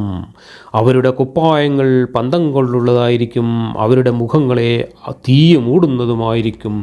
ഓരോരുത്തർക്കും അവർ പ്രവർത്തിച്ചതിൻ്റെ പ്രതിഫലം നൽകുവാനാണ് അള്ളാഹു. നിശ്ചയമായും അള്ളാഹു വളരെ വേഗം വിചാരണ ചെയ്യുന്നവനാകുന്നു. ഇതൊക്കെ പരലോകത്ത് നിങ്ങൾക്ക് അങ്ങനെ കിട്ടും ഇങ്ങനെ കിട്ടും എന്ന് പറഞ്ഞിട്ടുള്ള ഭീഷണികളാണ്. ചങ്ങലക്കിടും, തീ കൊണ്ട് കുപ്പായടിക്കും, അങ്ങനെയാക്കും ഇങ്ങനെയാക്കും, തീക്കൊള്ളി കൊണ്ട് കുത്തും, കണ്ണ് കുത്തിപ്പൊട്ടിക്കും, കമ്പി കയറ്റും, ചിത്രവധം ചെയ്യും, ഇങ്ങനെ പറഞ്ഞിട്ട് ഭീഷണിപ്പെടുത്തുകയാണ്. ആര്? കൊൻ പറഞ്ഞാൽ എന്തു സാധ്യമാകുന്ന, ഉദ്ദേശിക്കുന്നത് എന്തും നടപ്പിലാക്കാൻ കഴിയുന്ന സർവശക്തനും നീതിമാനും കാരുണ്യവാനുമായ പടച്ചോൻ, കാരുണ്യം കൊണ്ട് ഇരിക്കപ്പുറത്തില്ലാഞ്ഞിട്ട് സൃഷ്ടി നടത്തിയ പടച്ചോൻ തൻ്റെ സൃഷ്ടികളോട് പറയുന്ന വർത്തമാനമാണിത്. എന്തിനു വേണ്ടിയിട്ട്? ഒളിച്ചിരുന്ന് കണ്ട് തെളിവില്ലാതെ ഏജൻറ്റുമാരെ പറഞ്ഞയച്ചിട്ട് ഈ കഥയൊന്നും വിശ്വസിക്കാൻ പറ്റാത്തതുകൊണ്ട് ആ കഥയെ തള്ളിക്കളഞ്ഞു എന്നതിൻ്റെ പേരിൽ മനുഷ്യന്മാരെ പിടിച്ചിട്ട് ചിത്രവധം ചെയ്യാൻ, നിത്യനരകത്തിലിട്ട് പീഡിപ്പിച്ചുകൊണ്ട് അത് കണ്ട് ആസ്വദിക്കാൻ കാത്തിരിക്കുകയാണ് ഈ ക്രൂര വിനോദക്കാരനായ സൈക്കോ. എന്നിട്ട് ഭീഷണി ഭീഷണി ഭീഷണി, ഇത് മാത്രം. ഇവിടെ ദൈവം എന്ന് പറയുന്ന കഥാപാത്രത്തെയാണ് അങ്ങേയറ്റം പരിഹാസ്യ കഥാപാത്രമാക്കി മാറ്റുന്നത്, ദൈവത്തെ ഒരു മനോരോഗിയാക്കി മാറ്റുന്നത്, ദൈവത്തെ ഒരു സൈക്കോ ബാധിച്ച ഒരു ഭ്രാന്തനായിട്ട് അവതരിപ്പിക്കുന്നത്. അതൊന്നും ദൈവത്തിൻ്റെ കുറ്റമല്ല. സത്യത്തിൽ നമ്മളെപ്പോലെയുള്ള ആളുകൾ ഇന്ന് ചെയ്യുന്നത്, ദൈവം എങ്ങാനും ഉണ്ടെങ്കിൽ ആ ദൈവത്തിൻ്റെ മാനം രക്ഷിക്കുകയാണ്. അതുകൊണ്ട് ദൈവം ജീവിച്ചിരിപ്പുണ്ടെങ്കിൽ ഇതൊക്കെ വിശ്വസിക്കുകയും ഇതിനനുസരിച്ച് ഈ ലോകത്ത് ഈ മാതിരി കൊലുമാലുകൾ മുഴുവൻ ഉണ്ടാക്കുകയും മനുഷ്യരെ തമ്മിലടിപ്പിക്കുകയും ചെയ്യുന്ന ഈ മതമുണ്ടാക്കിയവരും മതം പ്രചരിപ്പിക്കുന്നവരുമായ ആളുകളെയാണ് ദൈവം നാളെ പിടിച്ചിട്ട് ചിത്രവധം ചെയ്യുക. അതല്ലാതെ ദൈവത്തിൻ്റെ മാനം കാക്കുന്ന നമ്മളെപ്പോലുള്ള ആളുകളെ അല്ല ദൈവം ശിക്ഷിക്കുക. ദൈവം ഉണ്ടെങ്കിൽ, ദൈവം ഇല്ല എന്നതിന് നമ്മൾ കാണുന്ന തെളിവ് ഈ ഇത്രമാത്രം ദൈവം അവമാനിക്കപ്പെട്ടിട്ടും ദൈവം പ്രതികരിക്കുന്നില്ല എന്നതുകൊണ്ടാണ് നമ്മൾ ദൈവം ഇല്ല എന്ന് മനസ്സിലാക്കുന്നത്. ഇനി അഥവാ ഇതൊക്കെ കണ്ടിട്ട് വെറുതെ ഇരുന്ന് ചിരിക്കുന്ന ഒരു ദൈവം ഉണ്ടെങ്കിൽ തന്നെ ആ ദൈവം ഈ ഭ്രാന്തനായിട്ട് ദൈവത്തെ അവഹേളിച്ചവർക്കെതിരെ ആയിരിക്കും നാളെ നടപടിയെടുക്കുക എന്നുള്ള കാര്യത്തിൽ എനിക്ക് യാതൊരു സംശയവുമില്ല. ദൈവം ഇല്ല എന്ന് പറഞ്ഞുകൊണ്ട്, ദൈവം ഇതല്ല എന്ന് പറഞ്ഞുകൊണ്ട് ദൈവത്തിൻ്റെ മാനം കാക്കാനാണ് നമ്മളൊക്കെ പരിശ്രമിക്കുന്നത് എന്നതുകൊണ്ട് ദൈവം എന്തെങ്കിലും സമ്മാനം ആർക്കെങ്കിലും കൊടുക്കാൻ തീരുമാനിച്ചിട്ടുണ്ടെങ്കിൽ തീർച്ചയായിട്ടും ആ സമ്മാനം നമുക്ക് കിട്ടുമെന്നാണ് ഞാൻ വിചാരിക്കുന്നത്. ഈ അധ്യായത്തിൻ്റെ അവസാനത്തെ വാക്യം കൂടെ വായിച്ചിട്ട് നമുക്ക് ഈ ക്ലാസ് നിർത്താം. 52. ഈ ഖുർആൻ ജനങ്ങൾക്കൊരു ഉത്ബോധനമത്രേ, അതുവഴി അവരെ താക്കീത് ചെയ്യുവാനും അവൻ ഏക ഇലാഹ് തന്നെയാണ് എന്ന് അവർ ഗ്രഹിക്കുവാനും ബുദ്ധിമാന്മാർ ശ്രദ്ധിക്കുവാനും വേണ്ടിയാണ്. ഇത് മുഹമ്മദിന് മക്കയിൽ നിന്ന് തടി സലാമത്താക്കാൻ വേണ്ടി മക്കയിൽ അവസാന കാലത്ത് ഇറങ്ങിയ എല്ലാ അധ്യായങ്ങളിലും അവസാനം പറഞ്ഞതിൻ്റെ കൂട്ടത്തിൽ ഇവിടെയും ഇങ്ങനെ പറഞ്ഞ് പോവുകയാണ്. നിങ്ങൾക്കൊക്കെ താക്കീത് തന്നിട്ട് ഞാൻ പോവുകയാണ് എന്ന് അവരെ ഉണർത്താൻ വേണ്ടിയിട്ട് പറഞ്ഞതാണ്. പല അധ്യായങ്ങളും അവസാന കാലത്ത് ഇറങ്ങിയ അധ്യായങ്ങളുടെ അവസാനങ്ങളിലൊക്കെ ഇങ്ങനെ പറഞ്ഞുകൊണ്ടാണ് നിർത്തുന്നത്. അത് തന്നെയാണ് ഇവിടെയും ചെയ്യുന്നത്.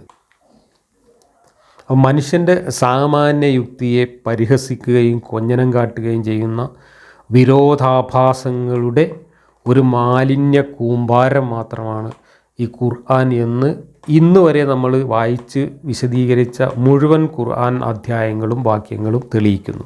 ഈ അധ്യായവും അതിൻ്റെ ഒരു ചർവണം മാത്രമാണ്.